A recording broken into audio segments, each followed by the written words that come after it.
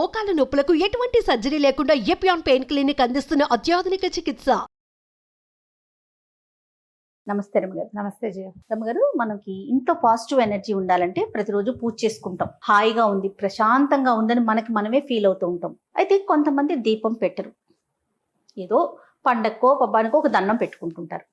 మరి అలాంటి వాళ్ళ పరిస్థితి ఏంటి రమ్మగారు? వాళ్ళకి ఎట్లా మనశ్శాంతి అంటే మనశ్శాంతి దీపాల్లో దివ్యల్లో మాత్రమే ఎందుకు ఉంటుంది? ఉంది, వాటిలలో ఉంటుంది, కానీ వాటిలోనే ఉంటుందని ఎలా అనుకుంటాం మనం? ఎస్, అట్లా అనుకోలేం కదా. పాజిటివ్ ఎనర్జీ అంటే ఏమిటో చెప్పు. నెగిటివ్ కానిది, మనసుకి ఒకలాంటి ప్రశాంతత. అది దీపాల్లో దివ్యల్లో పూజలో పువ్వుల్లో లేదమ్మా, మనసు లోపల ఉంటుంది. లోపల ఆ లోపల ఏంటి, ఇంట్లో ఎంతమంది ఉంటారో అందరిలోనూ ప్రశాంతత ఉండాలి. కొన్ని ఇళ్లలో దీపాలు పెట్టరు జయ. ఇప్పుడు ఇలా మాట్లాడితే జనానికి నచ్చుతుందో నచ్చదో కానీ చెప్పాల్సిందే అనిపిస్తుంది. మనకు సోషల్ మీడియా ఈ అవేర్నెస్ ఎక్కువైపోయి ప్రతి ఇంట్లోనూ దీపాలు దివ్యలు పూజలు వ్రతాలు నోవులు గుళ్ళోకి వెళ్తాలు నిమ్మకాయల దీపాలు, అక్కడి నుంచి జపాలు చేసుకోవటాలు మంత్రోపదేశాలు తీసుకోవటాలు ఇవన్నీ వచ్చినాయమ్మా. ఒక 30 ఏళ్ల క్రితం మనకి భక్తి టీవీలు అవి భక్తి ప్రబోధించే ఛానల్స్ అవి రాకముందు, టీవీ లేకముందు ఎవరిళ్లలో వాళ్ళు ప్రశ్నించుకోండమ్మా. నిత్యము దీపారాధన ఉన్న ఇళ్ళు ఎన్ని? ఎప్పుడు పాజిటివ్ ఎనర్జీ తోటి ఇలా నిండి ఉంటుంది ఆధ్యాత్మిక వాతావరణం ఉన్న ఇళ్ళు ఎన్ని? ప్రత్యేకంగా ఒక కల్ట్, కొన్ని కమ్యూనిటీలు మాత్రమే రోజువారీ పూజా విధానము నిత్యము ఏదో సంధ్యావందనాలు చేసేవాళ్ళు 1-2 కమ్యూనిటీలు మాత్రమే.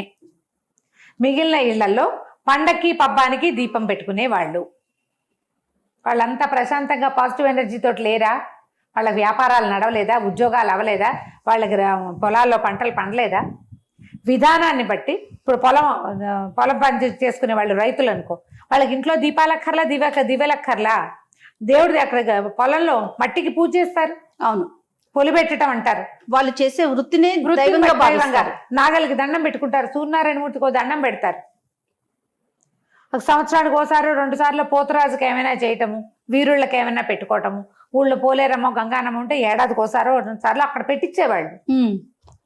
ఈ రోజువారీ దీపాలు అసలు లేవుగా. మనం దీనివల్ల ఇవన్నీ మొదలు పెట్టుకుని ఇది లేకపోతే కొంప మునిగిపోతుంది అనుకుంటే ఎలాగమ్మా? పొరపాటు కదా అది. మనం అలవాటు చేసుకున్నావు. నువ్వు ఒకటి రోజు బొట్టు పెట్టుకుంటాం అనుకో జయ, ఇది సాధారణ వాక్యం. రోజు బొట్టు పెట్టుకుంటాం. తెల్లవారి బొట్టు లేకుండా అద్దం చూసుకుంటే మన మొహమే మనకు ఒక రకంగా ఉంటుంది. ఇంట్లో బోసిగా అనిపిస్తుంది.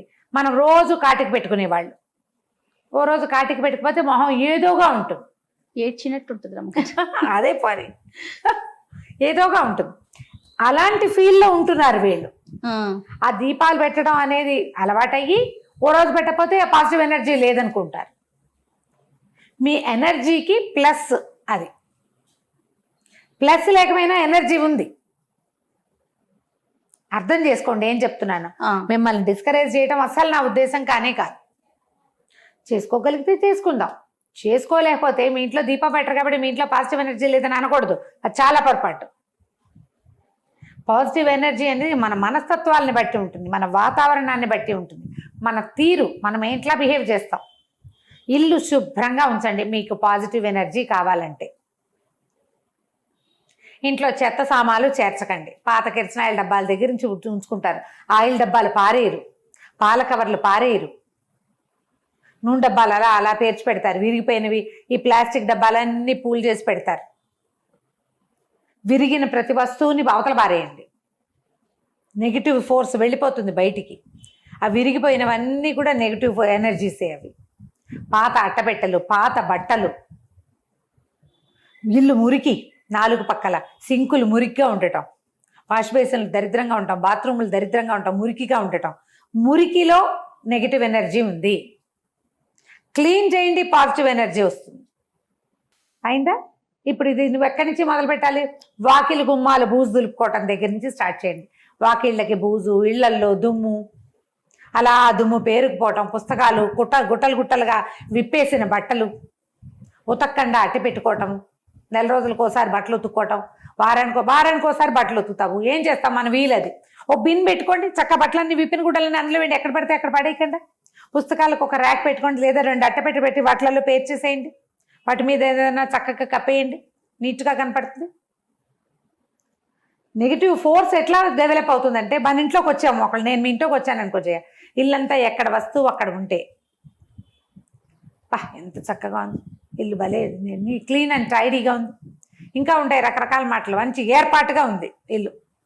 ఒక పాజిటివ్ ఫోర్స్ నాలోంచి మీ ఇంట్లోకి వస్తుంది. అదే ఇబరాయి దబరాయిగా ఉందనుకో, మీ ఇల్లు అని చెప్పాను, మా ఇల్లు చెప్తాను, నేను బయటకు వచ్చేస్తా, మగ పిల్లలు ఎక్కడ పడితే అక్కడ అన్ని పారేసి ఇంట్లోకి వెళ్ళగానే బాబో ఏమిటో నాయన ఈ మహాలోకం అనిపిస్తుంది. వెంటనే నాలో ఏర్పడిన నెగిటివ్ ఫోర్స్ ఇంట్లోకి వస్తుంది. అబ్బో వాళ్ళ ఇంటికి వెళ్ళి సత్యం బాబు చూడలేక, ఆవిడ బాగానే మాట్లాడుతుంది కానీ వాళ్ళ ఇల్లు చూడలేము, వాళ్ళ ఇంట్లో మురికి దుమ్ము, ఎన్ని ప్లస్లు అయినాయి నెగిటివ్ ఫోర్సు. ఇక్కడ మార్చుకోండి. అండ్ రెండో విషయం, ఇది నా ఫేవరెట్ విషయం అనమాట, కొట్లాడుకోవద్దు. ఎస్, మీరు 100 దీపాలు పెట్టినంత ఫలితం లభిస్తుంది. శుభ్రత ఇంటికే కాదండి, ముందు మనకు కూడా మనం మనస్సుకి కొట్టుకు చావద్దు, ప్రతిదానికి వాదన తీయబోకండి, బూతులాడుకోవద్దు, పిల్లల్ని కొట్టద్దు తిట్టద్దు, మంచి మాటలతోటి చెప్పుకోండి, ఏదైనా చక్కటి సంగీతం వినండి, పాడుకోండి హాయిగా. స్తోత్రాలే చదవక్కర్లేదమ్మా, పాట పాడుకోవచ్చునే, ఏం చక్క పాటలు పాడుకోవచ్చు. మరి అంటే అంటావా అలాంటి పాటలన్నీ అనగానే వాటికి కూడా ఎనర్జీ ఉందమ్మా, గ్యారెంటీగా లేదని నేను అన్ను. కొంచెం మంచి పాడుకోండి చక్కగా, ఇవి కూడా మంచి కాదు, మనకి ఉత్సాహాన్ని ఇచ్చేవి, ఉత్సాహాన్ని ఇచ్చేవి, సంతోషాన్ని ఇచ్చేవి, ప్రశాంతతనిచ్చేవి, మనకి నచ్చేవి. మీకు అంటావా నచ్చితే మాత్రంగా పాడుకోండి, మాకేం అభ్యంతరం లేదు.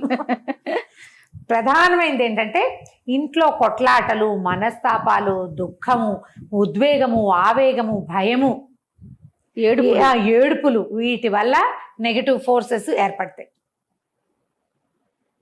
అవన్నీ తగ్గించుకోండి.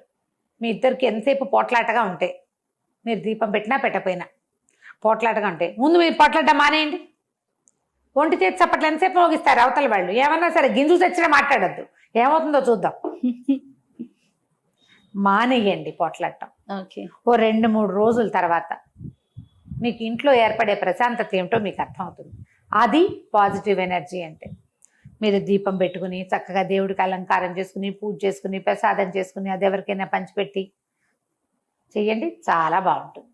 అవి ఏవీ చేయలేరు, కనీసం ఇల్లు శుభ్రంగా ఉంచుకుని పట్టుకోకుండా ఉండండి, ఇది కూడా ఎంతో బాగుంటుంది. ట్రై చేసి చూడండి.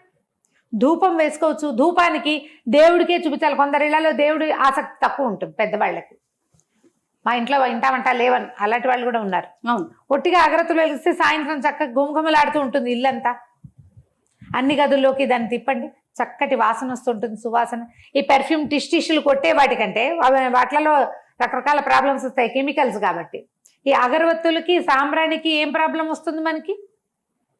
అగరవత్తి వెలిగించుకోండి చక్కగా.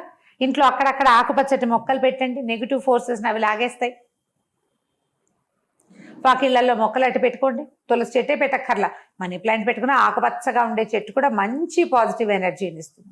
మీ మైండ్ సెట్ మార్చుకోండి మొదట పాజిటివ్ ఎనర్జీ కోసం. ఇలా ట్రై చేసి చూడండి, మార్పు వస్తే తప్పకుండా తెలియచేయండి. మేము పోట్లాడుకోవట్లేదు, మా ఇల్లు నీట్గా ఉంది, మా ఇల్లు ప్రశాంతంగా ఉన్న ఫీల్ నాకు వస్తుంది అని లోపల నుంచి ఫీల్ అవ్వండమ్మా. ఎప్పుడు కూడా పాజిటివ్ ఎనర్జీ బయట నుంచి రాదు, అది లోపల నుంచి వస్తుంది. మీ లోపల భావాలని మార్చుకోండి. ఇదొకటే కాదు, మీరు కొట్లాడుకు తావటమే కాకుండా ఏం చేస్తారు, గాసిపింగ్. చుట్టాలు పక్కాలు వాళ్ళు ఏం కొనుక్కున్నారు, వీళ్ళు ఏం కొనుక్కున్నారు, వాళ్ళు ఏం కొట్టుకున్నారు, వాళ్ళ అమ్మాయి ఎక్కడికి వెళ్ళింది, వాళ్ళ అబ్బాయి ఎవరితో ఏం చేస్తున్నాడు, ఇదే పని. ఇలా కాదు, గాసిపింగ్ మానేయండి. ఎంత పాజిటివ్ ఎనర్జీ వస్తుందో మీ ఇంట్లోకి. అవునవును, ఒకళ్ళ సంగతులు మనకొద్దు, అత్యవసరమైతే ఏదో మాట్లాడుకుంటాం.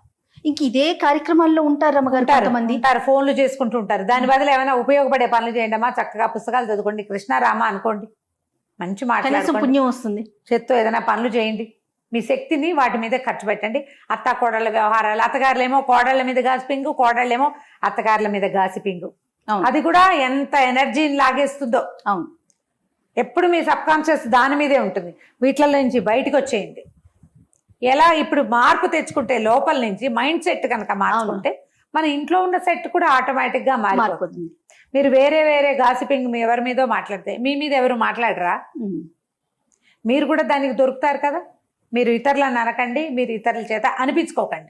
రమగారు అలా మాట్లాడుకుంటూ ఉన్నా కూడా ఇంట్లో నెగిటివ్ ఎనర్జీ రన్ అవుతూనే ఉంటుంది కదా డెఫినెట్ రమగారు? గా ఇప్పుడు డెఫినెట్ మనం వేరే వాళ్ళ గురించి నెగిటివ్ గా మాట్లాడుకుంటూనే ఉంటాం ఎంతసేపు. అవును, మన ఇంట్లో అదే వాతావరణం ఉండదు. అదే ఉంటుందిగా, అదే ఉంటుంది కదా. అందుకని అలా మాట్లాడకుండా ఉండడానికి ట్రై చేయండి అమ్మా మాక్సిమం.